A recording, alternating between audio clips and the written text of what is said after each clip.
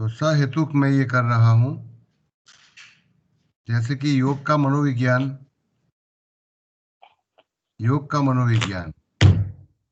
मैं दोनों का थोड़ा तुलना इसलिए कर रहा हूं ताकि आपको समझने सीखने में सहायता होगी।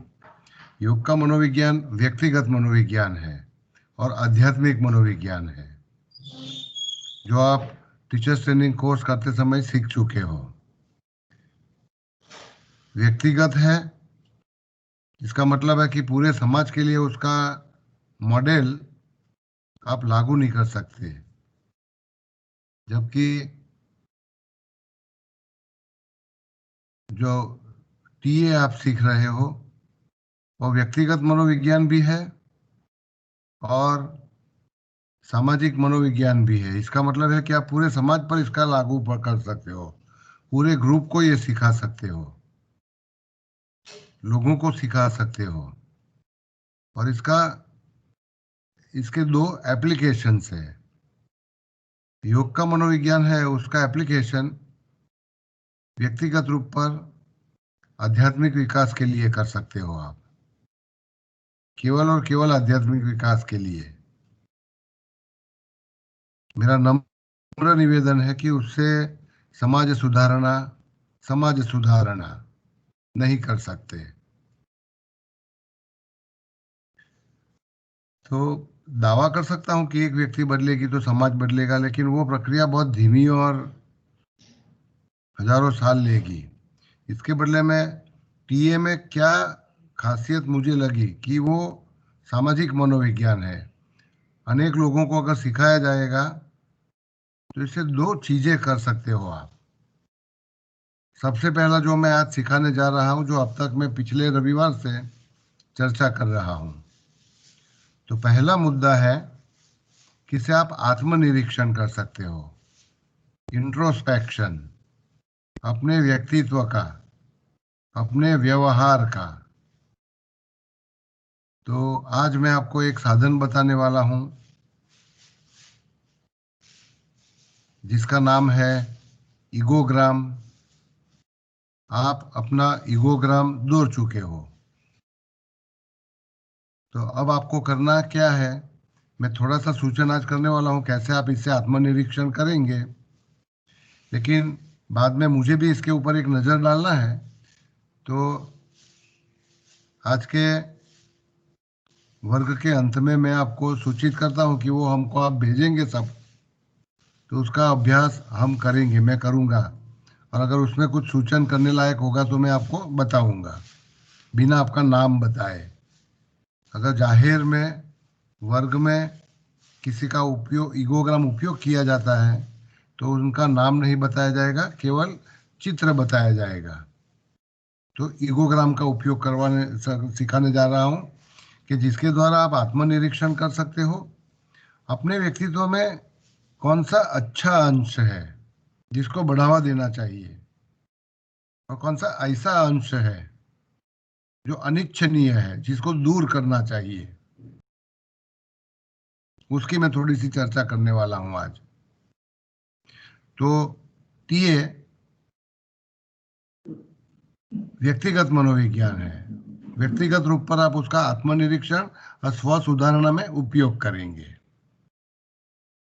अब स्व सुधारणा में उपयोग करने के बाद आप दूसरा प्रयोग कि टीए सामाजिक मनोविज्ञान भी है।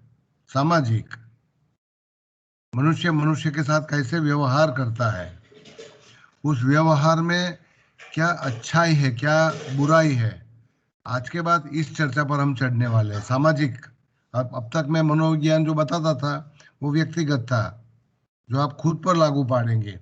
आज के बाद धीरे धीरे चर्चा को चढ़ाएंगे सामाजिक दिशा में। तो थोड़ा सामाजिक अंश बताने जा रहा हूं।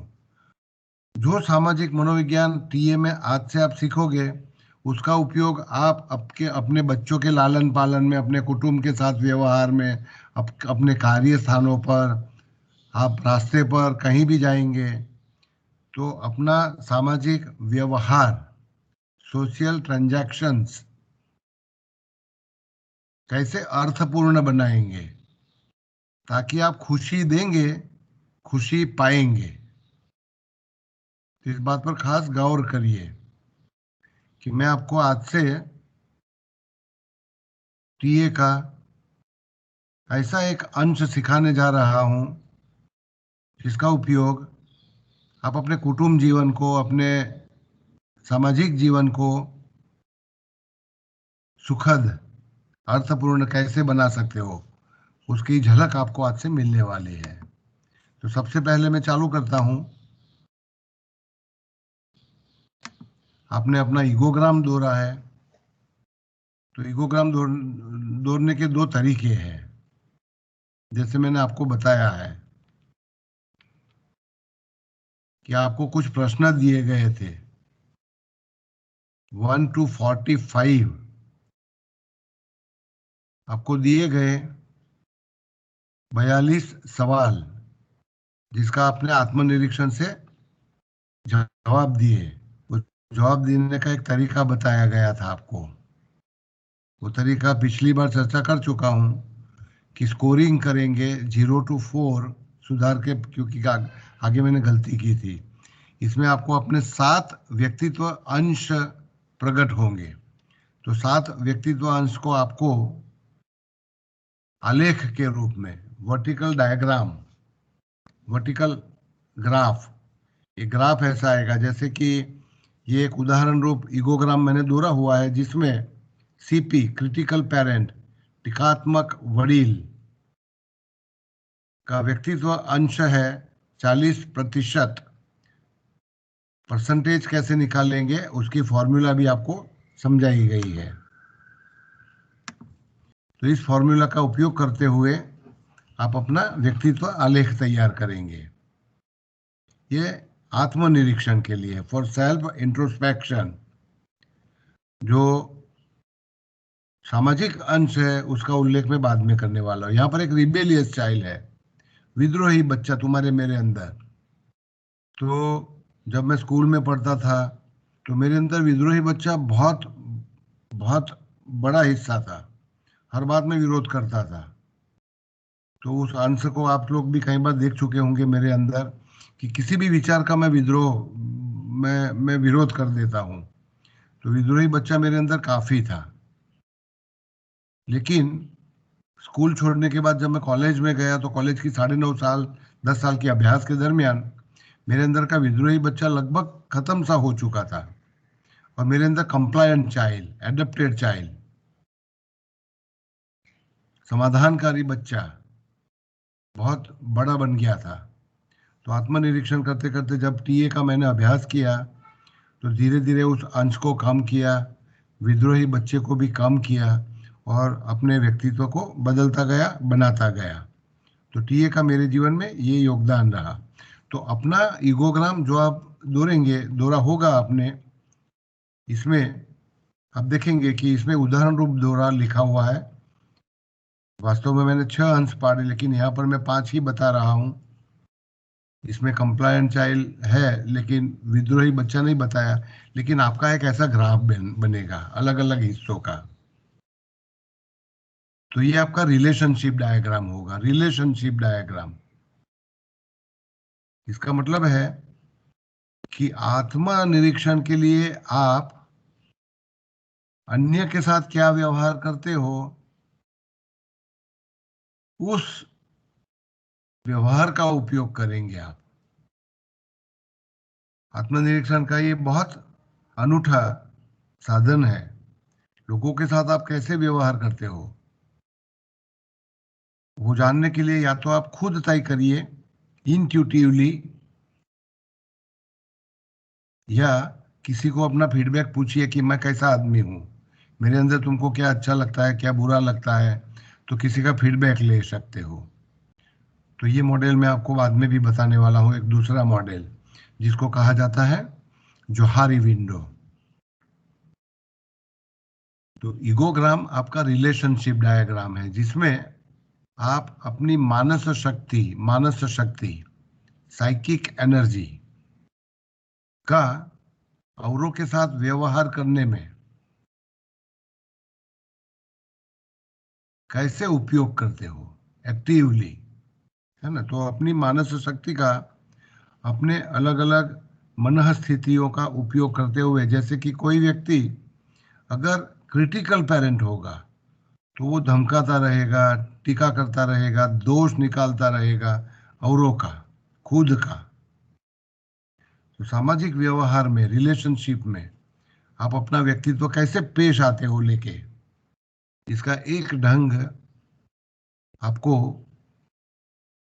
अपनी नोटबुक के कागज पर विजुअल इंप्रेशन, एक दृष्ट चित्र मिलेगा आपको, विजुअल इंप्रेशन, जिसको कहा जाता है ईगोग्राम।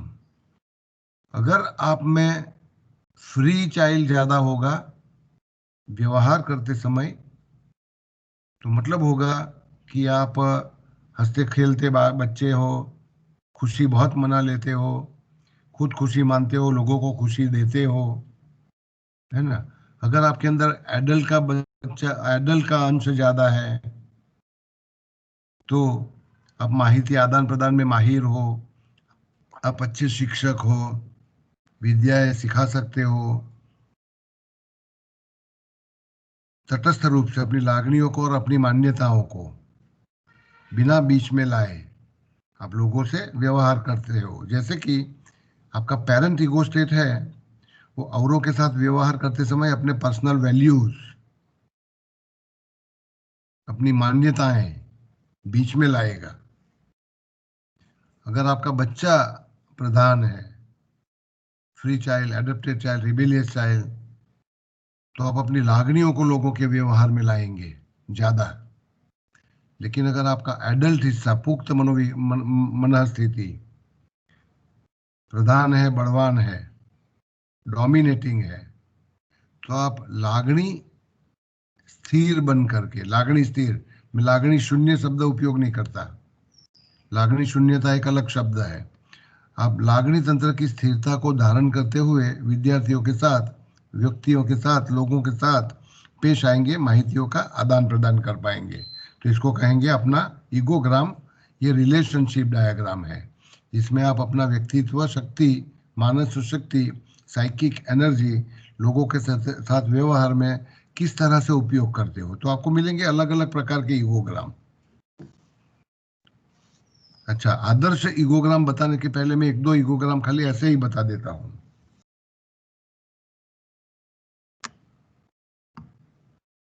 तो जैसे कि ये एक ईगोग्राम देख रहे हो आप इधर, उदाहरण के हेतु यहाँ पर अभी भी रिबेलियस चाइल्ड नहीं बताया गया। इसमें आप देखेंगे कि इस व्यक्ति में एडप्टेड चाइल्ड, एडल्ट और क्रिटिकल पेरेंट ये ज्यादा है। तो हो सकता है कि इस व्यक्ति में जब बचपन में उसका उछेर हुआ होगा तो माता पिता ने उसके ऊपर बहुत नियम लादे होंगे, बहुत कठोर वर्तन अपनाया होगा। उस कठोर वर्तन के कारण या तो इस व्यक्ति को स्वीकार करना पड़ा एडप्टेड चाइल्ड, या विद्रोह करना पड़ा। ये विद्रोह नहीं कर पाए तो इन्होंने अपना फ्री चाइल्ड, मुक्त बाल मानस कम कर दिया और एडप्टेड चाइल्ड मानते रहे, स्वीकारते रहे, कहते रहे। और आज ये अपने सामाजिक व्यवहारों में जो भी बोलते होंगे उसमें माता पिता की टैप, क्या करना है, क्या नहीं करना है, आपको चुप रहना है, आपको बोलने की अनुमति नहीं, आपको इन नियमों का तो पालन करना ही चाहिए, नहीं तो समाज टूट जाएगा, कौटुंबिक मूल्यों का पालन करिए, माँ बाप का कहा मानिए, माँ बाप को भूलिए मत। ये जो टैप है मगज में लगातार, वो इनके बचती रही होगी, बचती रहेगी, क्रिटिकल पेरेंट की, माता पिता के द्वारा डाले हुए मूल्यों की, नीति नियमों की, जिसको अधीन होकर के समाधान करके लिए ये व्यक्ति जी रहा है। ऐसा एक साधारण सा निष्कर्ष में निकालकर इस ईगोग्राम के बारे में बता सकता हूँ। एक दूसरा ईगोग्राम आपके समक्ष है जिसमें आप देखेंगे कि फ्री चाइल्ड बहुत बड़ा है, एडप्टेड चाइल्ड है कम। तो फ्री चाइल्ड ये व्यक्ति मजा करता है, खुशी मनाता है, हंसता खेलता रहता है, जहाँ भी जाता है तो हंसते खेलते दौड़ते आता है, लोगों को भी खुशी देता है। तो ऐसा एक फ्री चाइल्ड है, बिना किसी को नड़े हुए, बिना किसी को अंतराय रूप बने हुए, ये खुश रहना चाहता है, खुश करना चाहता है। ऐसा एक बच्चा है इनके अंदर। इनके अंदर एडल्ट ईगो स्टेट भी ज़्यादा है, लेकिन नर्चरिंग और कंट्रोलिंग पेरेंट कम जरूर है, लेकिन आवश्यकता के अनुसार तो है फिर भी। तो इनका एडप्टेड चाइल्ड कम है। तो ये दो ईगोग्राम देख करके आप बहुत सारे निष्कर्ष इसमें से निकाल सकते हो, अपना आत्मनिरीक्षण कर सकते हो।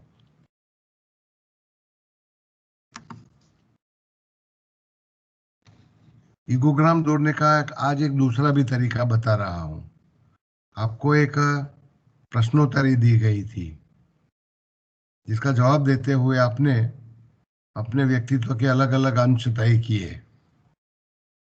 जो अंश तय किए आपने, इसमें से एक अंश मैंने निकाल दिया है, जो है लिटिल प्रोफेसर, जो पिछली बार चर्चा कर चुका हूँ।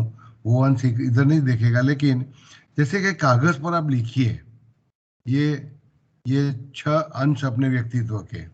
क्रिटिकल पेरेंट, टीकात्मक वडील, नर्चरिंग पेरेंट, पोषक वडील, सभी के खासियतों का हम चर्चा कर चुके हैं। एडल्ट ईगो स्टेट, पुख्त मनः स्थिति, फ्री चाइल्ड, आपके अंदर का मुक्त बच्चा, कंप्लायंट चाइल्ड, मतलब ये मुक्त बाल मानस है। कंप्लायंट चाइल्ड आपके अंदर का एक समाधानकारी बच्चा है, और विद्रोही बच्चा है आरसी। तो ये अंश इसी तरह से लिख लीजिए। एक तरीका बता रहा हूं मैं आपको। दूसरे वाला ये किसी और मनोवैज्ञानिक ने एरिक बर्न के बाद के समय में डेवलप किया हुआ है। इसमें आप क्या करेंगे कि आपको इंट्यूटिव, आपको कोई सवालों के जवाब, मतलब कि कोई प्रश्नोत्तरी का सहारा नहीं लेना है जो मैंने तैयार करके आपको दिया था। इसके बदले आप चैन से बैठेंगे, शांति से बैठेंगे, आंखें बंद करेंगे, अपने भीतर उतरेंगे और अंतःस्फुरणाओं से कुछ सवालों के जवाब देंगे कि मेरे इस 6 मन स्थितियों में से किसका उपयोग मैं कैसे करता हूं। तो जैसे कि मैं खुद का एक आत्मनिरीक्षण करता हूं, तो मुझे हमेशा लगता है कि मैं कठोरता बहुत उपयोग कर लेता हूं। तो ये आत्मनिरीक्षण हो गया। अब कठोरता का उपयोग कितना करता हूं, ये तय करने के लिए मुझे एक वर्टिकल बार दौड़ना है, एक एक एक आलेख दौड़ना होगा। कि जैसे कि मैं तय करूंगा कि 10 में से लगभग 5 तक का मैं क्रिटिकल पेरेंट उपयोग करता हूं, 5 तक का।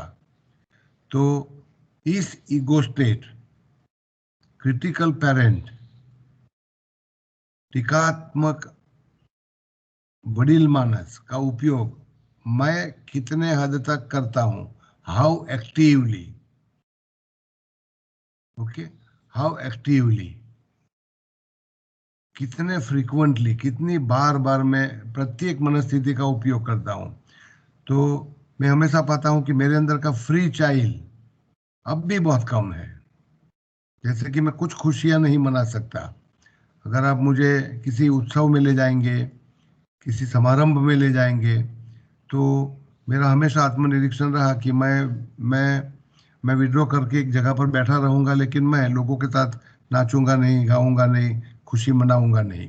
तो जैसे कि ये आत्मनिरीक्षण का एक तरीका बता रहा हूं आपको, कि आपको कोई प्रश्नोत्तरी का सहारा न लेते हुए अपने भीतर उतर के एक एक अंश को लीजिए। और जैसे कि मेरे अंदर क्रिटिकल पेरेंट कितना है, नर्चरिंग पेरेंट कितना है, इसका अपनी अंतःस्फुरणा के अनुसार एक वर्टिकल बार दौड़िए, वर्टिकल बार डायग्राम दौड़िए। हाइट कितना है, वो जो पिछले हफ्ते आपने प्रश्नोत्तरी का सहारा लिया, उसमें आप साधारण वैज्ञानिक रूप से तय कर पाए। लेकिन अगर इंट्यूटिव रास्ता लेते हो, तो इसमें आपको हाइट क्या है वो इम्पोर्टेंट नहीं है, लेकिन आपको रिलेटिव हाइट देखना है। जैसे कि मैं क्रिटिकल पेरेंट और नर्चरिंग पेरेंट में किसका उपयोग ज़्यादा करता हूँ, मेरे फ्री चाइल्ड, कंप्लायंट चाइल्ड और रिबेलियस चाइल्ड में किसका उपयोग ज़्यादा करता हूँ, और एडल्ट ईगो स्टेट, वर्तमान में रहने का मैं कितना पसंद करता हूँ, बचपन में या भूतकाल में जाना मुझे कितना अच्छा लगता है, मैं मूल्यों के सहारे कितना जो जीना, प्राचीन मूल्यों के साथ, कौटुंबिक मूल्यों के साथ, मुझे सिखाई गई हुई चीज़ों के साथ मैं कितना समाधान करके जी रहा हूँ। ये सब आपको इंट्यूटिवली, अंतःस्फुरणा से पता लग सकता है। तो इस तरह एक इंट्यूटिव वे भी है। आपको मैंने पिछले हफ्ते एक प्रश्नोत्तरी दी थी, उसके सहारे आपने तैयार किया, तो ये भी एक तरीका है। तो ईगोग्राम, मैं आपको कुछ सवाल पूछने वाला हूँ, अपना नोटबुक खोल के बैठिएगा और कुछ सवाल लिखते जाइएगा, उसके जवाब, सवाल पढ़ना है और जवाब लिखना भी है संक्षिप्त में, और इसके बाद में हम सवाल जवाब करने वाले हैं। तो जैसे कि पहला सवाल है कि अपना आत्मनिरीक्षण करिए। अगर हम प्रत्यक्ष होते तो जब आप अपने स्थान पर बैठे होंगे तो आप प्रत्येक का चेहरा में देखता, आपके हाव भाव में देखता और आपको मार्गदर्शन दे पाता। इस समय हम वर्चुअल मीडियम पर हैं, तो आप अपने आप सवालों के जवाब देते जाइए। तो जैसे कि पहला सवाल है, is there anything you want to change about your egogram. आप अपना जो ईगोग्राम दोहरा हुआ है उसको अपने नज़र समक्ष रखिए, सामने ले आइए, सभी अंशों का उसमें अभ्यास कीजिए। जैसे यहाँ पर आपको मैंने बताया अलग अलग अंशों को, तो आपके पास दोहरे हुए कुल 7 अंश। तो उन 7 अंशों को, इसमें एक लिटिल प्रोफेसर वाला भी अंश मैंने दोहरा हुआ है। तो पहला सवाल पूछिए अपने आप को कि आपके ईगोग्राम में कोई भी ऐसा अंश आपको दिख रहा है जिसको बदलना आपको जरूरी होगा। मैंने मेरा व्यक्तिगत उदाहरण आपको रखा हुआ है, बताया हुआ है। तो मैं थोड़ा समय देता हूं आपको, क्योंकि 5-7 सवाल पूछने वाला हूं। इसके आधार पर एक थोड़ा सा नोट बनाइए कि आपको अपने अंदर क्या बदलाव लाना है।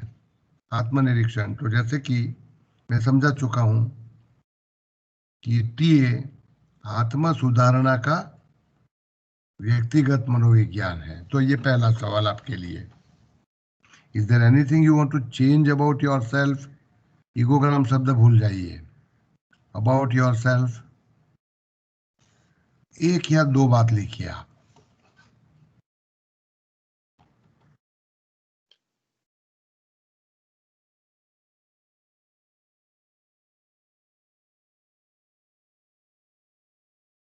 अंतःस्फुरणा से लिखिए। इसके लिए सच्चाई, खराई नहीं करना है आपको, लोगों के साथ पेश आते हुए आप कौन सी मनस्थिति का उपयोग प्रिडोमिनेंटली, प्रभाविक रूप से ज्यादा करते हो, और उसको कम करना आपको अच्छा लगेगा, आपको जरूरी लगता है। तो इसका एक थोड़ा अंदाज, एक या दो व्यक्तित्व अंश जिसको आप बदलना चाहोगे। अच्छा, ये दूसरा सवाल है। पहले में आपको खोजना है कौन सा अंश कम करना चाहोगे आप, कौन सा अंश कम करना चाहोगे। जैसे कि मेरे अंदर क्रिटिकल पेरेंट कम करना जरूरी था, जरूरी है, रिबेलियस चाइल्ड कम करना जरूरी है। अब दूसरा सवाल है, if there is, decide which bar you need to raise to achieve this change. अब बदलाव में कौन सा अंश बढ़ाना चाहोगे। जैसे कि मेरे अंदर रिबेलियस चाइल्ड था, उसको दूर करने के लिए मेरे पास विकल्प एडप्टेड चाइल्ड बढ़ाने का हो सकता है, एडप्टेड, समाधानकारी, लेकिन वो अच्छा नहीं है, वो मैं बदलना नहीं चाहूंगा। मैं मेरे अंदर फ्री चाइल्ड को बढ़ाना चाहूंगा। तो is there anything that you need to raise to achieve this change. तो एक कम करना है, जैसे कि आपको विद्रोही बच्चा बंद करना, कम करना है, और फ्री चाइल्ड बढ़ाना है। आपको क्रिटिकल पेरेंट कम करना है, नर्चरिंग पेरेंट को थोड़ा बढ़ाना है। अच्छा, कोई लोग नर्चरिंग पेरेंट ज्यादा होगा किसी व्यक्तियों में, नर्चरिंग पेरेंट ज्यादा होगा और क्रिटिकल बहुत कम होगा, शून्य के बराबर होगा। तो ये अपने बच्चों को और लोगों को लाड़पान ज्यादा कराएंगे, वो बच्चे बहक जाएंगे। तो नर्चरिंग वाला हिस्सा ज्यादा नहीं रहना चाहिए, विराट नहीं रहना चाहिए। अगर आप अपने बच्चों की खराबी नहीं देखते, बुराई नहीं देखते, उनको सुधारना नहीं चाहते, जो भी करते हैं वो करने देते हो, अच्छा है बेटे, अच्छा है बेटे, करते रहो बेटे, बहुत खूब बेटे, आप बेटे बेटे करते हुए उसको चढ़ा रहे हो, तो इसका मतलब होगा आपके अंदर नर्चरिंग पेरेंट ज्यादा है। क्रिटिकल शून्य के बराबर हो, तो क्या आपको कोई अंश बढ़ाने लायक लगता है? दूसरा सवाल।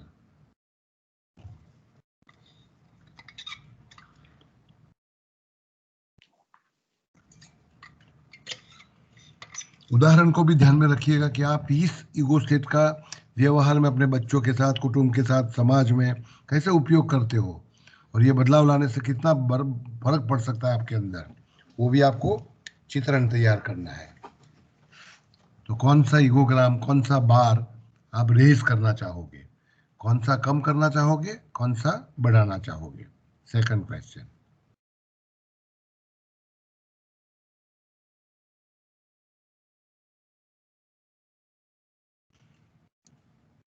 अब थोड़ा मुश्किल सवाल है, आपको लिस्ट अप टू 5, है ना, क्योंकि समय कम है हमारे पास, फिर भी अगर आप तुरंत कर सको तो ठीक है।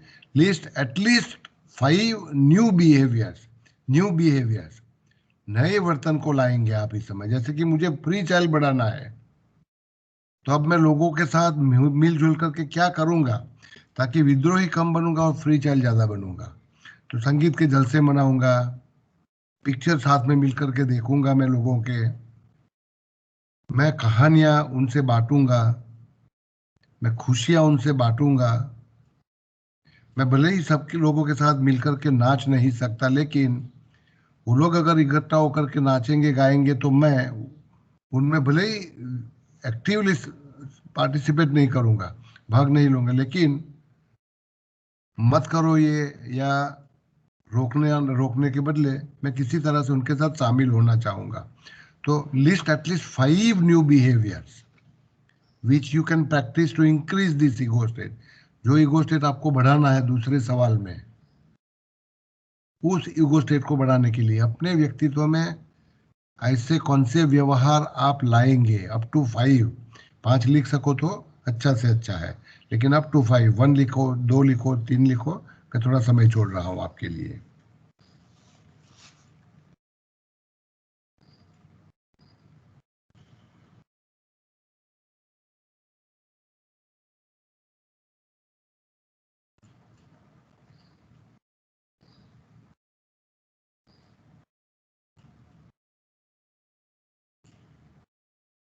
जवाब देते समय आप अपना व्यवहार अब तक जो करते आए हो लोगों के साथ, उसको याद भी करेंगे।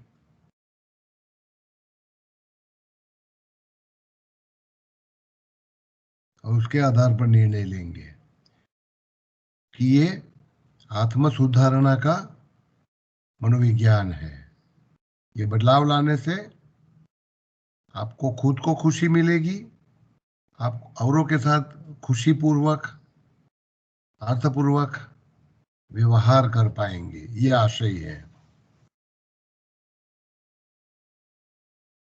तो आज के बाद धीरे धीरे हम इस मनोविज्ञान को व्यक्तिगत मनोविज्ञान के सीमा रेखा को छोड़कर सामाजिक मनोविज्ञान की दिशा में प्रयाण करने में जा रहा हूं। तो तय करेंगे आप। अब चौथा सवाल है कि आने वाले हफ्तों में, आने वाला 1 महीना लीजिए, जैसे कि उस 1 महीने में ये जो आप 5 तक वर्तन आपने तय किए, वो किस तरह से आप अमल में लाएंगे? अब क्या करेंगे ठोस, जैसे कि आप अपने बच्चों के साथ अत्यंत कठोरता से पेश आते हो, तो क्या बदलाव लाएंगे अभी उनके साथ? आप काम काम के खूब नशे में जी रहे हो, लगातार काम काम और काम, तो काम में ब्रेक लेने के लिए आप क्या करोगे? ठोस पॉइंट्स लिखिए कि आने वाले एक महीने में, आने वाले हफ्तों में, एक महीने में, है ना, क्योंकि ज्यादा समय नहीं देना है। मैं 15 सालों में ये बदलाव लाऊंगा, ये सोच कर मत चलिए आप। एक महीने में मैं ये बदलाव कैसे लाऊंगा, 4 हफ्तों में। राइट एटलीस्ट 1 और 2 पॉइंट्स।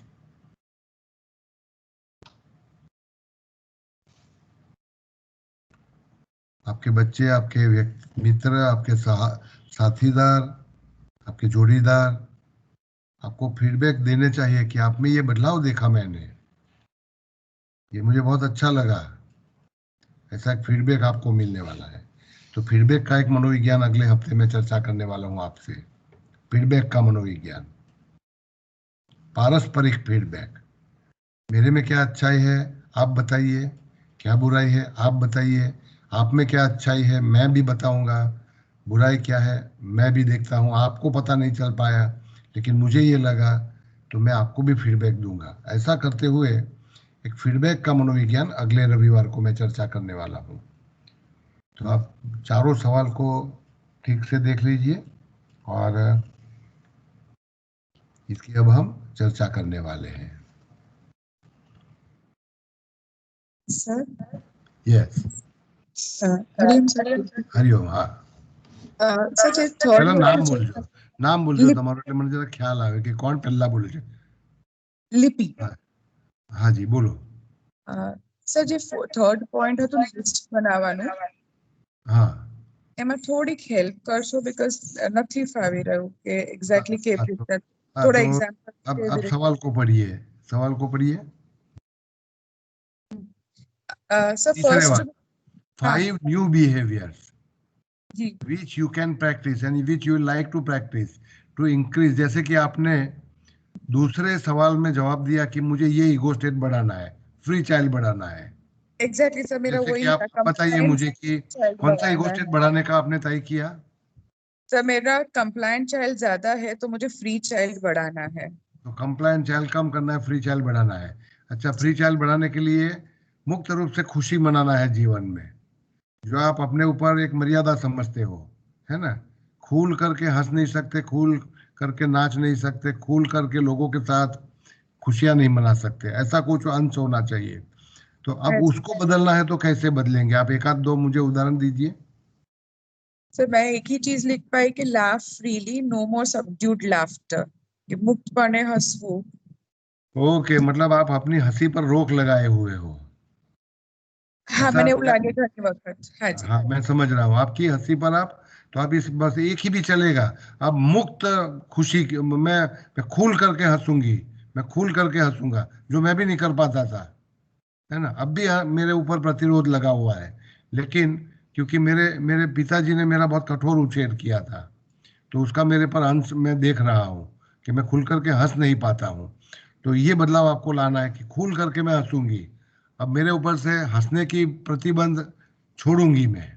ओके, और सर क्या પણ आपको? આમાં એક डाउट ये है कि if I laugh freely तो wouldn't that affect my interpersonal relationship with somebody else? अब आप फ्री चाइल्ड का एक कंडीशन है, टर्म्स एंड कंडीशंस अप्लाई। क्या कंडीशन है?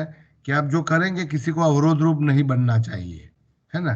जैसे कि क्लासरूम में मैं पढ़ रहा हूँ या पढ़ा रहा हूँ, आप पढ़ रहे हो और उस समय मैं खुल के हंसने लगूंगा, तो उसके ऊपर तो प्रतिबंध लगेगा। लेकिन ऐसा माहौल है जहां पर लोग खुल करके खुशियां मना रहे हैं, उस समय भी मैं विड्रॉ करके एक जगह पर कोने में बैठ जाता था। कैसे, कुछ हाल मेरा भी आपके जैसा था। तो मैं कोने में बैठ जाता था, मैं हंस नहीं पाता था और मुझे ऐसा लगता था कि मैं एलियन वर्ल्ड, मैं अनजानी जगह पर आ गया हूँ, अनजाने लोगों के बीच फंस गया हूँ और इन लोगों के साथ मैं क्या खुशी मनाऊंगा। आज भी कभी मेरे में ये अंश देखोगे। तो उस अंश को बदलने के लिए जब खुशी का माहौल होगा तो मैं भी उसमें शामिल होऊंगा। भले मैं नाचूंगा नहीं, लेकिन मेरे अंदर कुछ कला है बच्चे की, उस कला का उपयोग करते हुए मैं लोगों के साथ मिलूंगा, जुलूंगा और खुल के हंसूंगा लोगों के साथ, है ना। चुटकुले बांटूंगा, कुछ भी करूंगा, So એટલે लेकिन मेरे अंदर का हंसी बाहर लाऊंगा। એક point હમણાં લખાયો છે તો it's okay, we can practice one point every week. Which also you can do, sure. So Thank for you, sir. example, आपने जो आत्मनिरीक्षण किया उसके आधार पर आपको खुल करके हंसना है मुझे, बस आपका ये बोध हो गया, है ना। आने वाला समय मैं इसके लिए लगाने वाली हूँ और मेरे व्यक्तित्व में ऐसा बदलाव लाऊंगी ताकि लोगों को पता चले, मुझे भी पता चले कि मैं खुशी खुशी देने वाला इंसान हूँ, खुशी लेने वाला इंसान हूँ। और वो खुशी आदान प्रदान करने में हम एक दूसरे को अवरोध नहीं करेंगे, है ना। जैसे कि क्लास में लोगों के बीच पढ़ते पढ़ते, गंभीरता से पढ़ते पढ़ते अगर मैं खुल करके हंसने लगा तो लोगों की सीखने में अवरोध पैदा होगा, है ना, प्रवाह टूटेगा। वो वाली हंसी की मैं बात नहीं करता, वो तो रिबेलियस स्टाइल का हंसी हो गया। ध्यान में आया ना आपको, वो हाँ रिबेलियस जी, स्टाइल हाँ का। जी सर। मुझे मुक्त रूप से जहाँ खुशी मनाना है वहां खुशी मनाना है, जहाँ रोना है वहां रोना है ना। मिल करके मैं खुशी बनाऊंगी। तो एक वर्तन आप बदलाव लाने की शुरुआत करें और परिणाम आने वाले समय में देखिए आप। तो अच्छा सवाल था आपका, मुझे अच्छा लगा। हरिओम सर। हाँ जी, नाम संग- बोलिए आप अपना पहले। संगीता गांधी सर। हाँ जी बोलिए। सर, अगर ईगोग्राम में क्रिटिकल पेरेंट और nurturing parent both are equal, then? हाँ, तो अभी आपको रिलेटिव देखना होगा कि एडल्ट भी देखो आप और बच्चा के बाल मानस भी देखो और उनकी तुलना में आप देखो कि अपना क्रिटिकल एंड नर्चरिंग पेरेंट कैसा है, आपका कौन सा अंश ज्यादा आ रहा है, बार डायग्राम कौन सा ऊंचाई वाला है वो बताइए।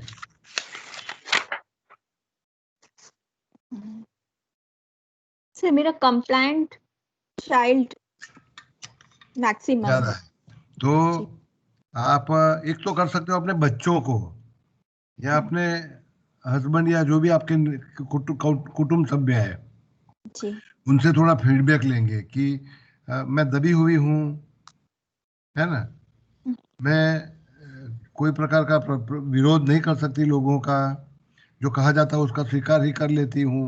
ऐसा जो भी अंश आपके अंदर होगा वो फीडबैक से आपको पता चलेगा। अगले रविवार को मैं आपको फीडबैक वाला मनोविज्ञान भी चर्चा करने वाला हूँ, जिसका नाम है जौहरी विंडो विंडो। ये टीए के साथ साथ सिखाया जाता है, खूबसूरत विज्ञान है। तो आपको अपने अंदर तटस्थता से यस सर। कंप्लायंट चाइल्ड, समाधानकारी बच्चा कहाँ कहाँ दिखता है, ऐसा कोई उदाहरण मुझे दे सकते हो आप? Compliant actually child. Sir, it is ये चेंज हुआ है। Previously I used to be a rebellious child, okay, but तो ये बदलाव आपको अच्छा टाइम लगा? With with time time is change, समझ गया मैं। अच्छा, तो वो टाइम वो कब से बदलाव आया, दैट क्रिटिकल ईयर, है ना, वो बदलाव लाने वाला साल। जैसे कि मेरे जीवन में भी मैंने अभ्यास किया तो पता चला कि 1974 इज अ क्रिटिकल टाइम। जब से मैं फ्री चाइल्ड छोड़कर के मैं विद्रोही बच्चा बन गया था। वो क्यों बना, वो उन घटनाओं को भी मैं याद कर पा रहा हूँ। तो उसी तरह मेरा सवाल है आपसे कि कौन सा क्रिटिकल ईयर है, आपको बोलना जरूरी नहीं, लेकिन उस साल, उस समय, वो तुम्हारे जीवन का हिस्सा, वो आप तय कर पाते हो कब से बदलाव आया। जैसे कि मैं एक एक एक मुक्त जवाब देता हूँ। शादी के बाद बदलाव आता है, यस सर। बच्चा जन्म देने के बाद बदलाव आता है लोगों में, है ना, या नौकरी बदलने के बाद बदलाव आता है, घर में किसी का मृत्यु होने के बाद, किसी की बीमारी आने के बाद बदलाव आता है। तो कोई ऐसा क्रिटिकल संजोग बना आपके जीवन में? After marriage sir. After marriage, मैं समझ रहा हूँ आपको, this is a cultural problem. वो कई सारे महिलाओं में, नारियों में ये होता है। तो मैरिज के बाद आप विद्रोही बच्चे पहले थे, आप समाधानकारी बन गए, है ना। जी सर। अब आपको थोड़ा सा पीछे जाना होगा। मैं इसको कहता हूँ टीए का हिस्टोरिकल मॉडल। आप पीछे जाएंगे अपनी बचपन में कि माता पिता की कोई सिखाई हुई चीज आपके दिमाग में टैप बज रहा है क्या कि शादी के बाद आप कैसा जीवन गुजारेंगे, पति की कैसा सेवा करेंगे, सासू ससुर की कैसे सेवा करेंगे? ऐसी कुछ आदेश आपके बचपन से मिली होगी, लेकिन वो सासू ससुरा या सास ससुर के नाम से या पति के नाम से नहीं मिली होगी। कुछ बोला होगा तुम्हारे माता पिता ने। मैं उनकी टीका नहीं करता, आदर करता हूँ, लेकिन कुछ टैप बज रही है क्या तुम्हारे दिमाग में? नहीं सर, पहले इट वाज बहुत फ्री एटमॉस्फेयर था। फिर भी माता पिता ने कुछ ऐसी सीख दी, हो सकता है शादी के समय दी होगी, शादी के बाद नहीं दी होगी, कुछ समय में कुछ होना चाहिए। बिना उसके ये बदलाव नहीं आएगा, क्योंकि वैल्यूज में आप विद्रोही बच्चे थे और एकदम से कंप्लायंट क्यों हो गए? तो कुछ संजोग, कुछ कुछ सीख, there is some tape, some message being played in your mind कि विद्रोह करने वाला बच्चा समाधानकारी क्यों बन गया, किसने आपके इस अंश को दबा दिया? तो हो सकता है कि वो पेरेंटिंग का मैसेज है, पेरेंटिंग मैसेजेस, तो उस मैसेज को याद करना होगा। अच्छा भाई, अब आपका सवाल क्या था, बदलाव कैसे लाना है? Yes sir. ओके, तो आपको करना होगा, कंप्लायंट चाइल्ड का मतलब ये होगा कि आपको भूख लगेगी लेकिन आप पहले नहीं खाएंगे, किसको खाना देंगे? ऑफ कोर्स घर में जो बड़े हैं, बड़े बच्चे हैं। है ना, तो उसके लिए एक मैसेज बज रहा है आपके दिमाग में, मुझे पता है। आप भले ही ना इनकार करते हो, वो आपके माता पिता ने नहीं, वो समाज ने दिया होगा। तो there is a social message being replayed in your mind. अच्छा, मैं एक आइसक्रीम आपके घर में लेके मैं आता हूँ, जस्ट वन आइसक्रीम, अथवा तो एक चॉकलेट बार लेके आता हूँ मैं, जी जो तोड़ के आप किसी को नहीं दे सकते, एक ही चॉकलेट, आप जी। किसको देंगे? किसको देंगे? आपको जो सर होंगे साथ में उनको पहले ऑफर उसको करेंगे। साथ में, तो देखिए कि आपको अपनी जरूरतों को, है ना, आपकी खुशी को, आपको जो पसंद है, क्योंकि मैं स्वार्थी इंसान हूँ, अगर कोई आइसक्रीम मुझे पसंद आया या मुझे किसी ने एक कॉफी दी, तो मैं किसी के साथ बांटूंगा नहीं, वो मैं खुद ही पीऊंगा या मैं खुद ही खाऊंगा, है ना? तो हो सकता है कि ये आपका कल्चरल कल्चरल पैटर्न है शायद। जी हाँ, इसमें आपके माता पिता वाहक बने, कैरियर, कि समाज का संदेश आप तक लाने के लिए माता पिता ने बचपन में और शादी के समय आपसे कुछ कुछ इच्छाएं की होगी कि आप शादी जीवन, लग्न जीवन कैसे बिताएंगे अपने पति के साथ, बच्चों के साथ, माता, या तो किसी का उदाहरण ले रहे हो सकता है आपकी माता जी का, ऐसा है क्या? ये आत्मनिरीक्षण आपको करना होगा, है ना? तो शादी सर। आपका क्रिटिकल टाइम हो गया बदलाव का, और आप कंप्लायंट चाइल्ड, कई सारी महिलाएं बनती है, तो इसमें मैं बदलाव लाऊंगी, तो थोड़ा सा मुझे लगता है कि स्वार्थी बनिए। बच्चों को कह सकते हो एक आइसक्रीम है, मैं खाना पसंद करूंगी, तुमको इस समय राह देखना होगा, तुमको तो कई बार मिल चुका है ना? तो मुझे पता नहीं है, तो चलो आपको जवाब देना है मुझे कि आने वाले एक हफ्ते में फर्स्ट वीक कौन सा बदलाव आप लाएंगे? बहुत अच्छा सवाल है आपका, मुझे बहुत अच्छा लगा ये। कौन खुद सा को एक बदलाव प्रेफरेंस लाएंगे इमीडिएटली, सो दैट आपके अंदर का फ्री चाइल्ड बाहर आए, कंप्लायंट खुद चाइल्ड को धीरे धीरे कम होता जाए? क्या खुद को करेंगे? प्रेफरेंस खुद को प्रेफरेंस हमें देंगे। लेकिन एक ठोस उदाहरण देना होगा कि यह क्लास पूरा करने के तुरंत बाद आप एक काम करेंगे जिसमें आप अपने को प्राधान्य देंगे, अपनी स्वार्थ को ऊपर चढ़ाएंगे, और बच्चों को थोड़ा बोलेंगे कि प्लीज सॉरी, मैं आपको नहीं दे सकती इस समय, प्लीज भी नहीं बोलेंगे, क्योंकि प्लीज में कंप्लायंट चाइल्ड है ना? अरे मैं मेरी खुशी के लिए खा रही हूँ, तुमको राह देखना होगा, प्लीज भी मत बोलिए, ओके, सॉरी, प्लीज। आपके बाद मैं हमेशा मुझे लगता है कई बार मैं आपको बोलता भी हूँ क्लास में कि मुझे मुझे कुछ सामाजिक शब्द, सामाजिक व्यवहार शब्द अच्छे नहीं लगते। थैंक्स, जी सॉरी, प्लीज, ये शब्द मैं बिल्कुल पसंद नहीं करता, क्योंकि ये कंप्लायंट चाइल्ड वाला है। जी हाँ, सर। लेकिन हृदय से मुझे किसी का कुछ अच्छा लगता है तो मैं जरूर थैंक्स कहता हूँ, अलग बात है। अच्छा, तो बताइए कि आप क्या एक बदलाव लाएंगे अपने अंदर? अब सिंपल सर, जैसे इसके बाद इमीडिएटली आफ्टर फिर ब्रेकफास्ट का टाइम होता है, तो उसमें ओके, यही होता है कि पहले सबको दे के उसके बाद ओके, लास्ट में। तो आज आप टेबल पर बैठेंगी, खुद का नाश्ता पहले करेंगी, पहले खुद की डिश बनाएगी, और ओके प्यार से बच्चों को और सबको बोलेंगी कि मैं ये कर रही हूँ अपने लिए, लेकिन तुम्हारी नीड उसमें पूरी करी की जाएगी, चिंता मत करना, लेकिन पहले मेरी, फिर तुम्हारी बारी, है ना?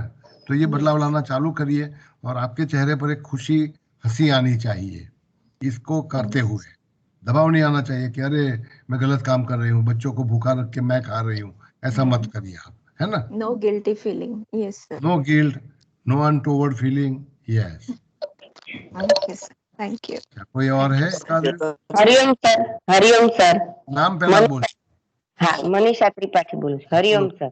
हाँ जी, हाँ सर केतन बोल रहा हूँ।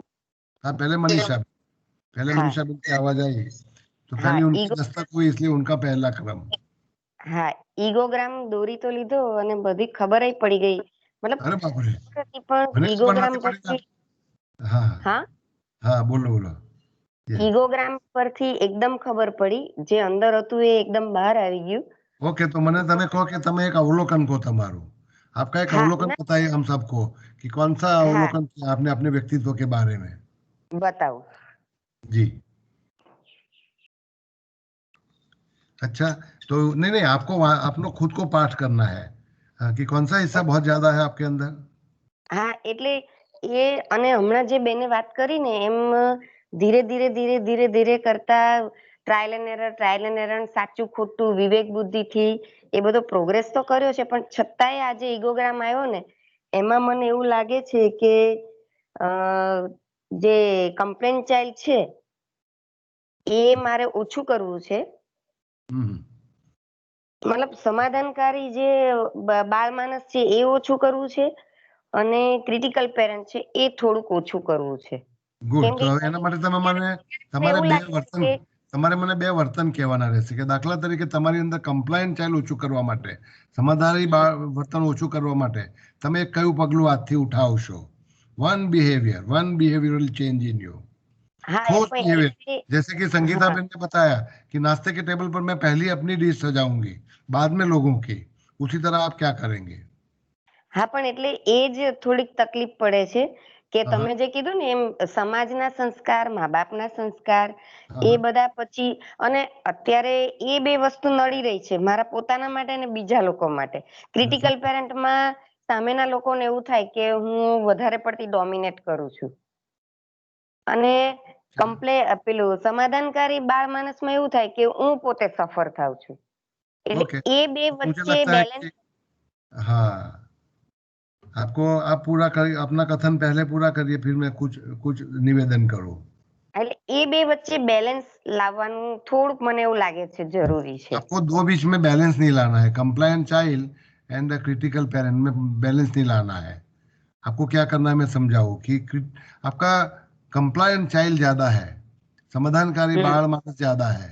मैं हिंदी में बोल रहा हूँ ताकि जो लोग हिंदी में समझ ओके सके, इनको भी थोड़ा टिप हाँ मिले इसलिए। ओके अच्छा, सर ओके समाधानकारी बालक है वो आपका सोशल एंड कल्चरल एस्पेक्ट है।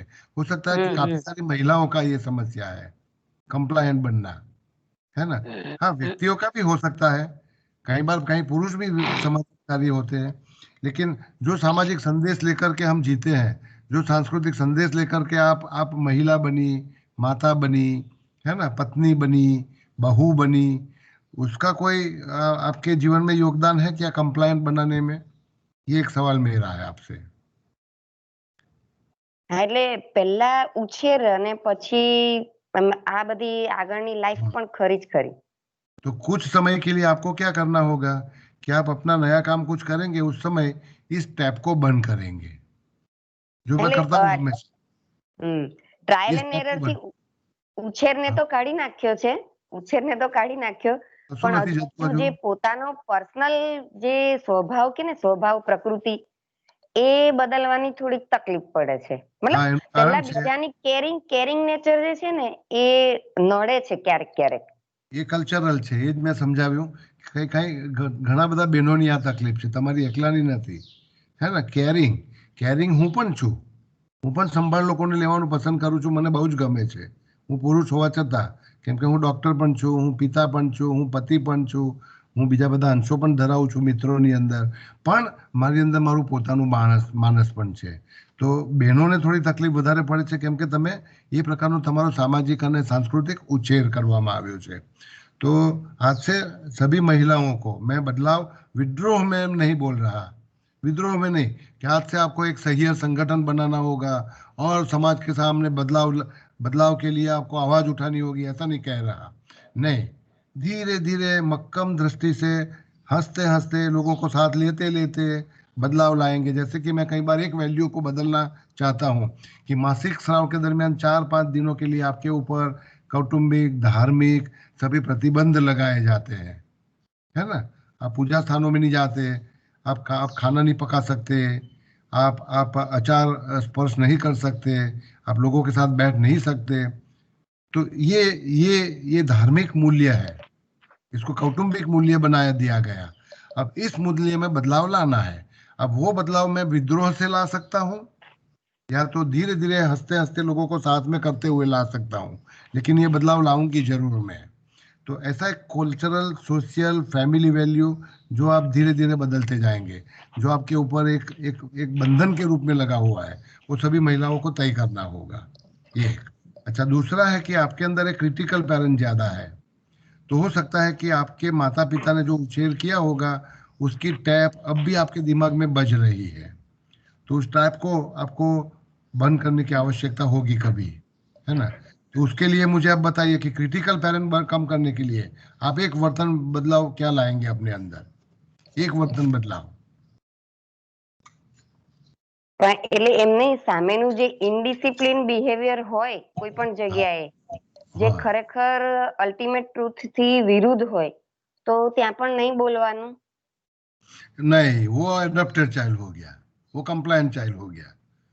बोलता मैं हूँ, है ना, तो वो विद्रोह करके नहीं बोलना है, वो कंप्लायंट होके दबाव भी नहीं देना है। आपको उस तथ्य को लोगों को बताना जरूर है, लेकिन हो सकता है कि आप क्रिटिकल पेरेंट छोड़ दीजिए और एडल्ट मानस में आइए, पुख्त मानस में आइए और चर्चा करते हुए बताइए कि क्या आपको ये नहीं लग रहा। મને એવું એક ઠોસ ઉદાહરણ આપો ને તમારા જીવનમાં બનેલું, તો હું તમને કહી શકું કે કેવી હા રીતે પણ તમે। સર નહીં, એડલ્ટ નો ગ્રાફ તો મારો 90 સુધી છે, છતાં પણ મને એવું લાગે છે કે મારું હા ક્રિટિકલ તો પેરેન્ટમાં પ્રોબ્લેમ છે। હા તો થાય છે, મતલબ ચલો, મને નથી લાગતું, પણ હા સામેનાને મારું બિહેવિયર ક્યારેક એવું બહુ લાગી શકે છે। चलो मैं चर्चा करता हूँ आपसे आगे आगे वाले मुद्दे की, जो समझ करके आप थोड़ा आगे का चिंतन करिएगा कि जो भी वर्तन व्यवहार करते हो वो उसके लिए आप मनः शक्ति का उपयोग करते हो। मनः शक्ति, इसको कहा जाता है टीए की भाषा में कैथेक्सिस। जैसे कि मैं इस समय आपको पढ़ा रहा हूँ, मैं आपको कुछ अभ्यास का कोई विषय बता रहा हूँ, चिंतन का कोई नया विषय समझा रहा हूँ, तो इस समय हूँ मेरी साइकिक एनर्जी, मेरी cathexis, psychic energy is called cathexis in TA language. उसको मैंने इस समय एडल्ट ईगो स्टेट, पुख्त मन स्थिति में रोका हुआ है, रोका हुआ है ना, रोका हुआ है।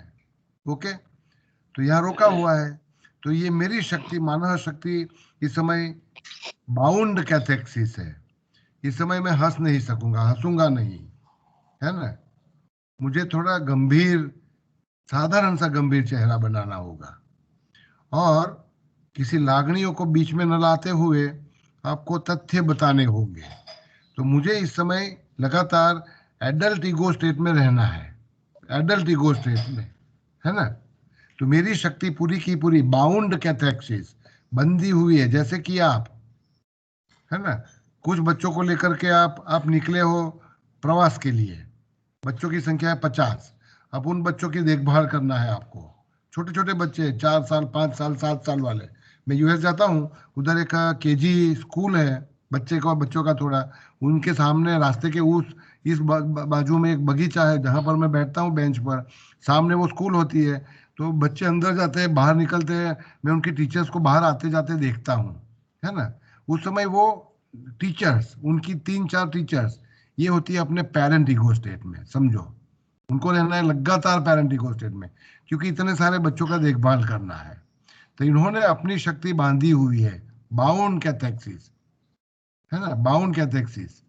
इस समय ये बच्चे को, चलो हम अंक सीखेंगे क्योंकि रास्ता पार कर रहे हैं बच्चा, उनका देखभाल करना है, तो चलो हम 1 से 5 सीखना है, तो बैठ जाओ, अपना नोट निकालो, अपना पेन हाथ में पकड़ो, ऐसा नहीं बोलेंगे।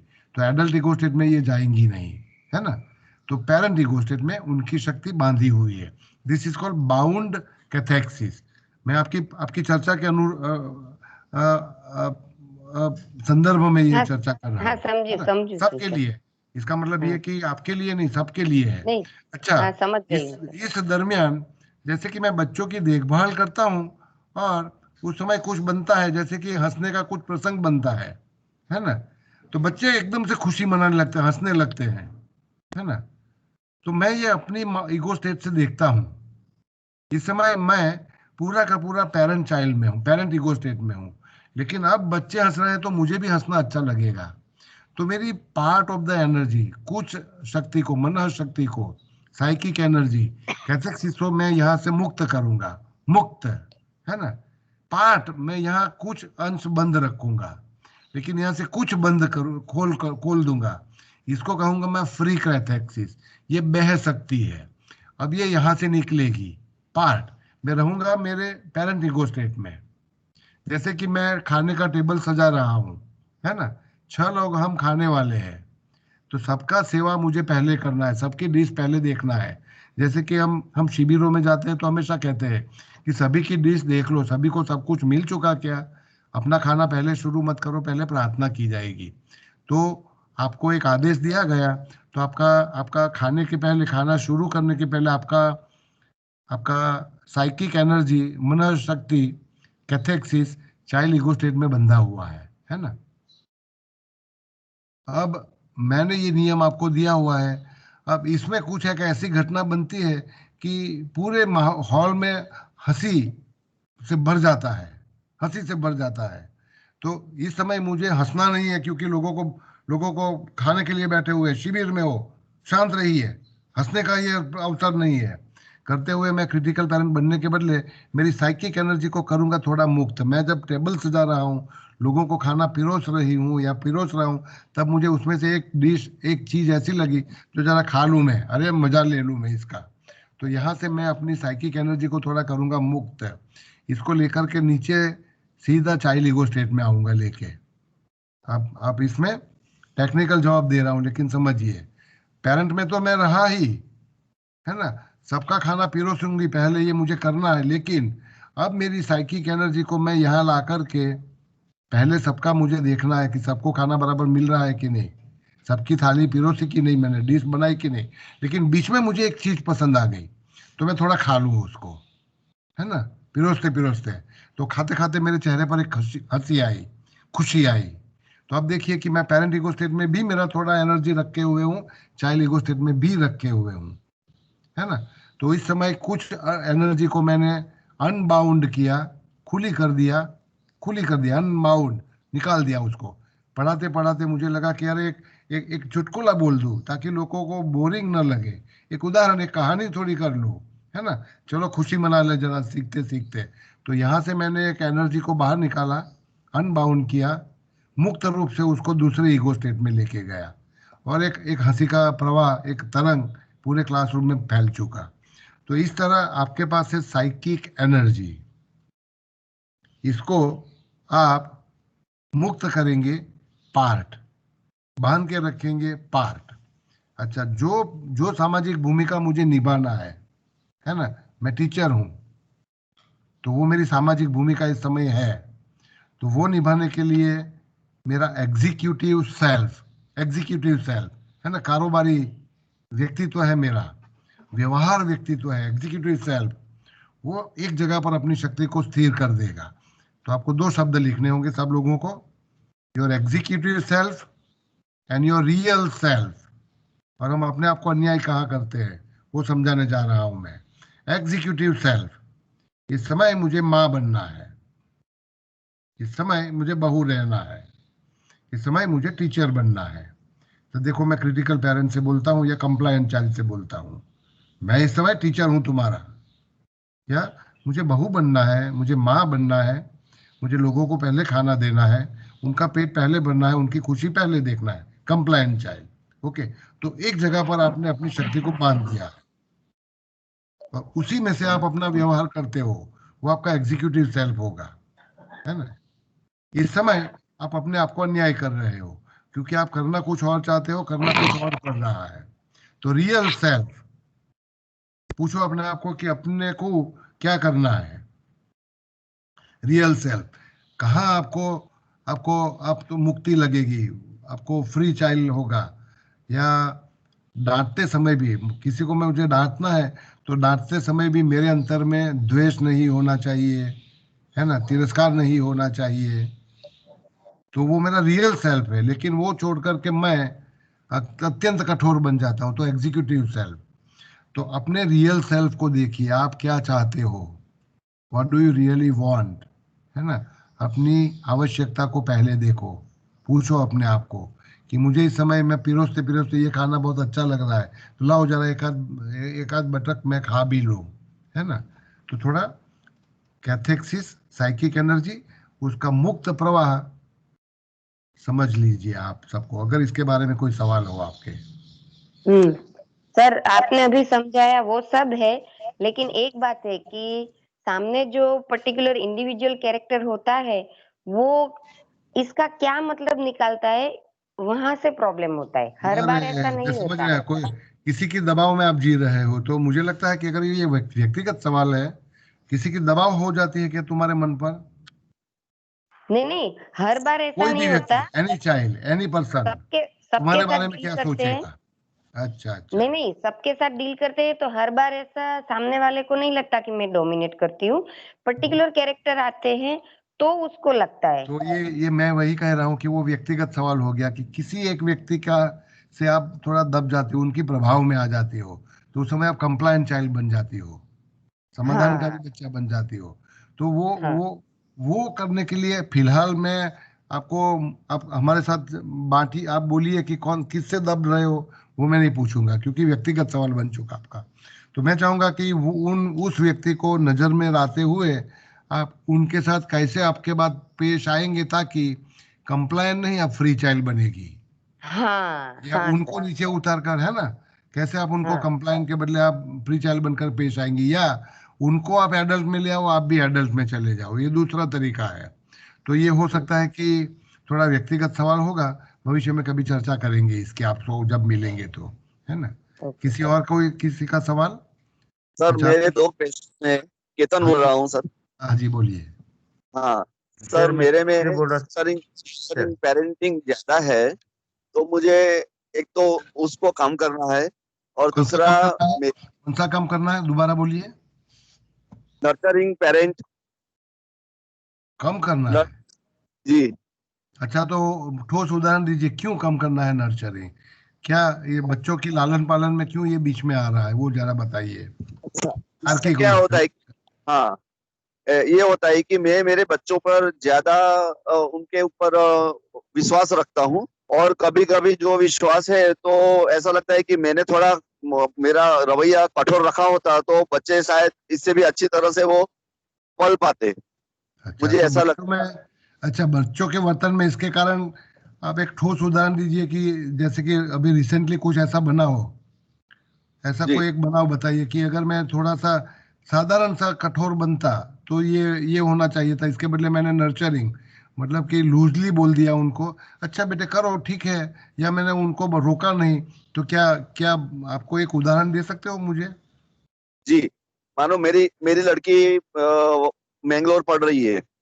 हाँ वो अभी नहीं, लेकिन वो पढ़ती थी, तो उसके सारे फ्रेंड्स, बहुत ज्यादा फ्रेंड्स थे, लेकिन वो फ्रेंड्स के लिए वो कुछ भी कर कर लेती थी। यहाँ से उनके फ्रेंड की एग्जाम थी, तो यहाँ बड़ौदा से स्पेशल मैंगलोर उसको हेल्प करने के लिए गई थी। तो उससे क्या, वो हर बार ऐसा ही करती है। यदि मैंने ये उसको रिपीट रोका करिए, होता। ये रिपीट करिए दोबारा, आपकी लड़की बेंगलोर पढ़ती है, ठीक जी है। हाँ। जी अभी सब लोगों को ध्यान में क्या लेना है कि उनकी समस्या मैं समझ नहीं पा रहा है, उन्होंने कुछ वर्णन किया, मेरे दिमाग में उतरा नहीं वो, तो मैं मेरा फोटोग्राफिक एडल्ट दोबारा ध्यान में ला, फोटोग्राफिक एडल्ट, क्या आप जरा दोबारा जी रिपीट करिए। अच्छा, आपकी लड़की बेंगलोर पढ़ रही है, फिर आगे जाए, आगे बोलिए। जी। अच्छा, મારી દીકરી ત્યાં એમાં ફિઝિયોમાં ભણે છે, એની સાથે એની ओके। બીજી ફ્રેન્ડ્સ છે, તો એ ફ્રેન્ડ્સની એક્ઝામ હોય કે કંઈ પણ એને હેલ્પ કરવાની હોય તો એ તરત જ જતી રહે, પણ એ જુએ નહીં કે મારી એ ફ્રેન્ડ્સ મને ખરેખર મને દુરુપયોગ મારો કરે કે નહીં, એને ધ્યાનમાં નથી આવતું. એટલે अच्छा, બધી તમારી રીતે છોકરી વડોદરા હોય ને એ બેંગ્લોર જતી રહે? હા, એ મેંગ્લોર ત્યાં ભણતી હતી. મારી ડોટર મેંગ્લોર ભણતી હતી, પણ જી એની જે એક ફ્રેન્ડ એની એક્ઝામ માટે એને તૈયારી કરાવવા માટે પ્રિપેરેશન માટે સ્પેશિયલ મેંગ્લોર ગઈ હા ફ્લાઇટ લઈને અને એને હેલ્પ કરી. અને ઓકે ઇવન એની ઇન્ટર્નશિપના એના પૈસા પોતાના ઇન્ટર્નશિપના જે પૈસા હતા એ ઓકે પણ એની ફ્રેન્ડ માટે આ ગિફ્ટ લઈ આ લઈ ગઈ. એટલે એટલી બધી છૂટ છે એના માટે. જો મેં ત્યાં રોકી હોત તો અત્યારે એવું ના થાત કે મારે એને પછી હવે એને ખરાબ લાગે છે કે ડેડી મમ્મી રોકે છે મને, એવું લાગે છે એમને. ओके આપણે આપને બે બાતમાં નથી કાઢીશું. पहला सवाल ये है कि क्या अपने मित्रों को मदद करने के लिए बैंगलोर स्पेशल जाती है, मदद करती है, उससे वो खुश होती है, खुश रहती है जी जी कि उसके चेहरे पर खिलावट आती है, हंसी की, हाँ है हाँ ना? अच्छा, हाँ इस मतलब ये होगा कि बच्ची किसी को मदद करने के लिए आपकी आज्ञा भी लिए बिना या आपने रोका नहीं और वो जी रोकी भी नहीं अपने आप को और पहुंच गई और जो भी जी वर्तन किया किसी को मदद करने का, है ना, तो हाँ उससे उसको खुशी मिली. जी अच्छा, तो उसको खुशी मिली इसका मतलब है वो उसका फ्री चाइल्ड है. जी अच्छा, तो उसका फ्री चाइल्ड आप बरकरार रखने का हमारा हम्म, उद्देश्य रहना चाहिए क्या? बरकरार अ, रहना चाहिए. हाँ हाँ, बहुत तो यहाँ मतलब पर अभी हाँ के बाद जो रुकिए आप अपने आप को. अब आप अपनी जी ईगो स्टेट में आइए. आप रोकना जी चाहते हो क्योंकि आप रोकना चाहते हो एक आधी मिनट के लिए. ले लीजिए. हाँ हाँ. आप रोकना चाहते हो क्योंकि इसमें उसका दुरुपयोग किया जाता है. जी उनकी मित्र स्वार्थी है और ये निस्वार्थ बनकर के उधर जाती है, तो जी उसमें मित्र हमेशा उनकी बहनपनी मतलब जो भी सहेलियां कहते हो वो सब उनका दुरुपयोग करती है. ऐसा वो सोच रही है कि आप सोच रहे हो? जी, ऐसा हमको देखने मिलता है क्योंकि आप देख उसके बाद रहे हो, नहीं आप देख रहे हो. अपना नजरिया, हाँ, अपना आंखें, है ना, अपनी आंखों से आप देख रहे हो. अच्छा, तो इसका मतलब है कि आपका कौन सा ईगो स्टेट है इस यह देखने में? मेरा पेरेंटिंग है। पेरेंट में भी कौन सा है? नर्चरिंग है, क्रिटिकल है? क्रिटिकल वैसे है? मेरा नर्सरी पेरेंटिंग ज्यादा नहीं नहीं है। नहीं नहीं नहीं नहीं नहीं, आप वैसे मत बोलो. एक मान्यता को लेकर के चल रहे हैं, फिर यहाँ हम पूरा करेंगे आज कि जी एक आपके अंदर एक देखने वाला नजरिया है कि मेरी बच्ची का दुरुपयोग किया जाता है, स्वार्थी उपयोग किया जाता है और ये भोली बनकर के उधर दौड़ के चली जाती है. जी बच्ची तो फ्री चाइल्ड में है, खुशी मना रही है इसमें, है ना. और जी कभी मेरे साथ कोई छल कपट किया भी जाता है तो वो मेरे जीवन का एक अनुभव बनता है, वो मेरा अधिकार भी बनता है ना. तो मेरे माँ बाप को चाहिए कि मेरे इस वर्तन को पोषे हाँ और देखभाल जरूर. आप इधर से देखेंगे जरूर कि बच्चे के साथ क्या व्यवहार ताल्लुक किया जा रहा है, लेकिन बच्चे को रोकेंगे नहीं आप, है ना. लेकिन इसके बदले आप ये सोचते हो कि उसका स्वार्थी दुरुपयोग किया जा रहा है, आप रोकना चाहते हो. तो ये आपका कौन सा ईगो स्टेट हुआ? आपका कौन सा ईगो स्टेट हुआ? रोकने वाला. हाँ हाँ क्रिटिकल हुआ? क्रिटिकल. हाँ अच्छा, चलो उसको थोड़ा बदल के मैं बताता हूँ. आपका फ्री एनर्जी, कैथेक्सिस, आपका अभी इस समय बंध गया है क्रिटिकल पेरेंट में. इसके बदले में थोड़ा एक नया मूल्य आपको देने वाला हूँ. ये मूल्य हाँ है प्रत्येक बच्चे को. आपकी बच्ची मतलब अभी तो मैं बच्ची भी नहीं कह सकता, वो तो पुख्त इंसान बन चुकी. क्या उम्र है? जी। हाँ, वो तो 28 साल है। 28 साल की. अरे अरे, तो वो तो पुख्त क्या, वो अभी तो मेरी भी वडील बन गई, मेरी भी माँ बन गई, मेरी भी बहन बन गई, मुझे रोक सकती है. 28 साल की एक लड़की भी नहीं कह सकता अभी तो, युवती जो अभी संसार में पगचरण कर चुकी है. अच्छा, अपने जीवन में ठेस खाना, है ना, कोई भी काम करते करते अच्छे बुरे अनुभवों से अपने आप का जीवन घड़तर करना, अपने वर्तन व्यवहार को बनाना, ये खुद के स्वतंत्रता पर छोड़ना चाहिए कि आप उसके ऊपर अब भी निगरानी रखना चाहेंगे? उसको छूट देकर के खुद का घड़तर खुद को करने देंगे या लगातार उसके ऊपर आप निगरानी रखेंगे? कौन सा नहीं रवैया आपको अच्छा लगेगा? હા, એટલે એ વાત સાચી છે કે હવે તો એ એડલ્ટ છે એટલે એની પોતાની ડિસિઝન પોતાની રીતે જ લે છે, પણ એનું આપણે પરિણામ એડલ્ટ શું આવ્યું શબ્દ સર? પણ હમણાં છોડી દઈએ, થોડો વખત એડલ્ટ શબ્દ છોડી દઈએ. પરિપક્વ 28 વર્ષની વ્યક્તિ, હું તો હજુ તમે નાની ઉંમરના 12 વર્ષના બાળકને પણ આ છૂટ આપું, હું તો 16નાને પણ આ છૂટ આપું, પણ 28 વર્ષની વ્યક્તિ હવે પરિપક્વ છે, પોતાની જાતે સારા માઠા અનુભવોમાંથી જાતને ઘડી પોતાનો બચાવ અને પોતાનું ઘડતર કરશે. તો આ છૂટ આપણે હવે માનો કે એના જીવનમાંથી થોડોક વખત તમને મુક્ત કરી દઉં, થોડોક વખત શું, કાયમ માટે, કે હવે તમારે વિદાય લેવાની પળ આવી ગઈ એના જીવનમાંથી. હવે એ પૂછે તો તમારે સલાહ આપવાની, અને એ એવું કે હું છેતરાઈ ગઈ છું ને મને મારી બેનપણી આ દગો કર્યો અને એ રડવા માંગે છે અને તમારી પાસે આવી અથવા તમને ફોન કર્યો, તમે શું કરશો હવે? હા, હવે એને અમે એવું જ કહીએ કે બેટા કઈ નહીં, જે થયું છે ભૂલ અને પોતાની રીતે મજબૂત બનાય અને માણસને ઓળખતું. ઓહ, તો હવે તમે બે અંશો ભેગા કરી રહ્યા છો, ક્રિટિકલ અને નર્ચરિંગ. અચ્છા બેટા, આવું તો બને, દગો ફટકો તો થાય, પણ દગો ફટકો તમે તમારી નજરથી જુઓ છો. હું તો માનું છું કે દીકરી તો કદાચ એનાથી હજુ પણ ખુશ જ છે, પણ જો એ આવીને તમારી સમક્ષ રડે તો એને ખાલી માથે હાથ મૂકજો, એને રડવા દેજો, એને રોકશો નહીં, જાતે તારણ કાઢવા દેજો અને જાતે નિષ્કર્ષ કાઢીને ફરીવાર વર્તન શું કરવું એને નક્કી કરવા દેજો. હવે માનો કે હું તમને આજે એક નાનકડો સંદેશ આપું કે નર્ચરિંગ પેરેન્ટ તરીકે હવે થોડા દૂરથી એનું અવલોકન કરવાનું, પણ તમારે સીધું પ્રત્યક્ષ કોઈ પણ પ્રકારનું બોધ એને આપવાનો નહીં. એટલે કે ક્રિટિકલ પેરેન્ટને હવે નિવૃત્ત કરો, નર્ચરિંગ પેરેન્ટ દૂરથી જોશે.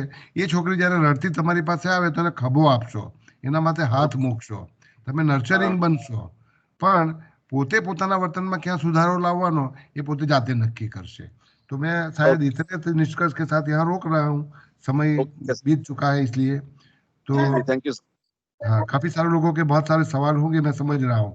कोई अगर किसी को जाना भी है तो जा सकते हो. एक आध सवाल मैं ले लेता हूँ. चलो, किसी को पूछना है कुछ? हाँ बोलो.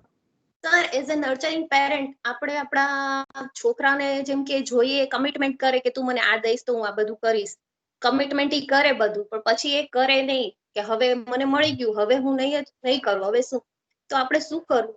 અચ્છા, હું નહીં કરું તેમ પહેલા માંગતી વખતે એને બધું બાર્ગેનિંગ કર્યું, બાર્ગેનિંગ કરે ત્યારે બધું કે તું જેમ કહીશ એમ બધું કરીશ, પણ પછી એ ફરી જાય અને પછી એને મળી ગયું, પછી એ બાળક કયા શબ્દોમાં બોલે છે મારે એને જરા જોવું પડે નજરે.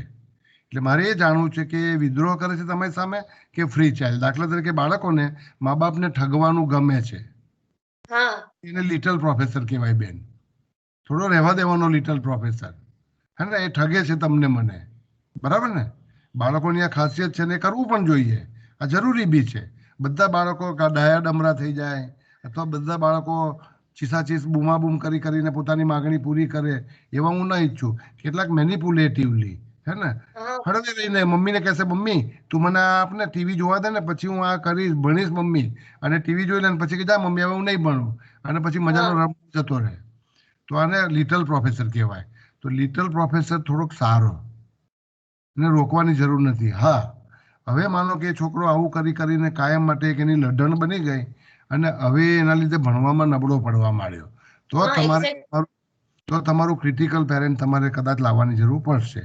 ઓકે, તો મારે તમારું બાળક આ વર્તન કરે ત્યારે એના ચહેરા પર શું ભાવ હોય છે એ જોવા પડે, અને તમારા ચહેરા પર શું ભાવ હોય તો હું તમને વધારે પ્રત્યક્ષ રોલ પ્લે કરી શકું.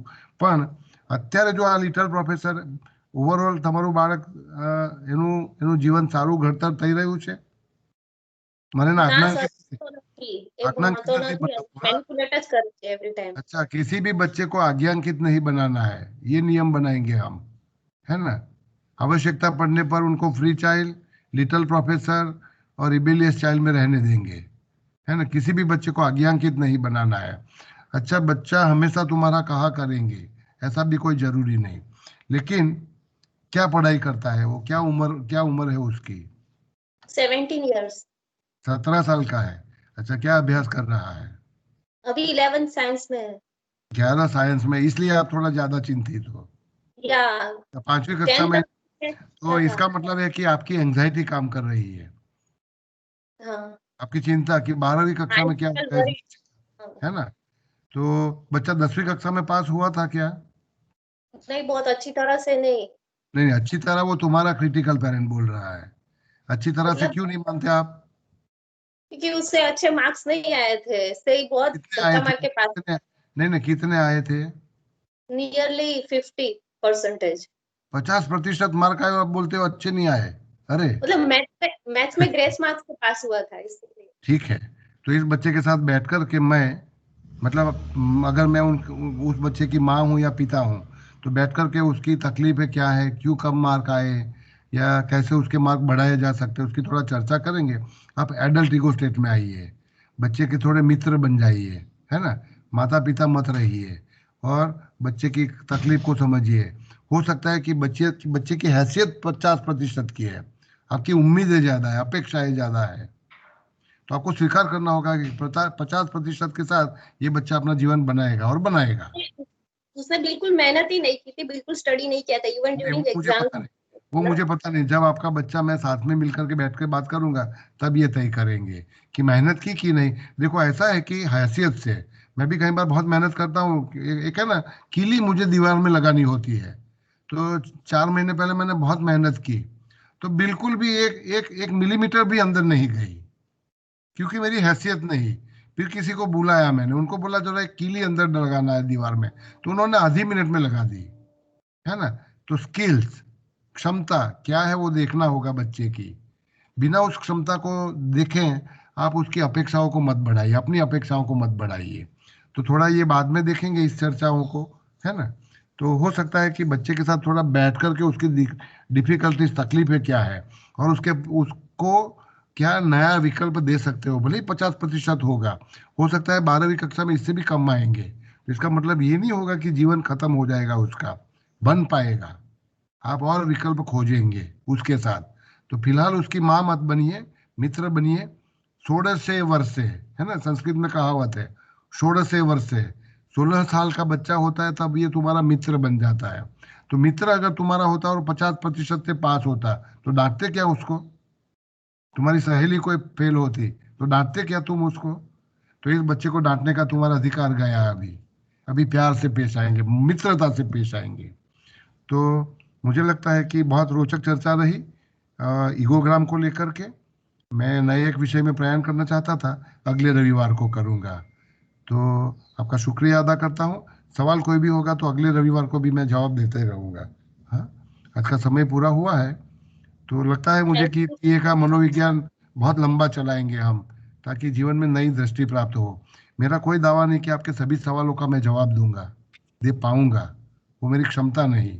फिर भी अगर कुछ प्रकाश की किरणें आप तक फेंक सकूं, बता सकूं, तो मुझे बहुत खुशी होगी। तो अगले रविवार को नया विषय लेकर, अब मैं व्यक्तिगत दायरे से मुक्त करके टीए को सामाजिक मनोविज्ञान की दिशा में लेने जा रहा हूँ, है ना। इसमें व्यक्तिगत सुधारणा भी होगी, जैसे कि कुछ सारे उदाहरण चर्चा की हमने, उसमें ये तय किया अपने में बदलाव पहले लाएंगे, है ना। मेरा पेरेंटिंग कौन सा है, क्रिटिकल है कि नर्चरिंग है?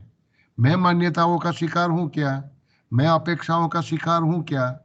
अगर वो हूँ तो वो बदलाव पहले लाऊंगा, फिर मैं बच्चों में, फिर मैं औरों में बदलाव लाऊंगा, है ना। तो जो भी उदाहरण यहाँ पर चर्चा की, उसमें से ये बात स्पष्ट हुई कि अपने व्यक्तित्व को अगर अपना साइकिक एनर्जी, कैथेक्सिस, क्रिटिकल पेरेंट में बंध चुकी है, तो वहां से थोड़ा मुक्त करके एडल्ट में ले आइए।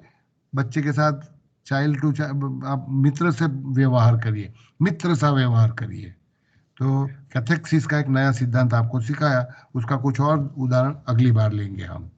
तो सबको हरिओम, नमस्कार। Hariom, Hariom, Hariom, thank you. Hariom sir, Hariom, thank you sir. Hariom thank sir, you. Hariom sir, good day. Kiran Have a sir good day. બધાની લાઈફમાં બહુ બધા કિરણો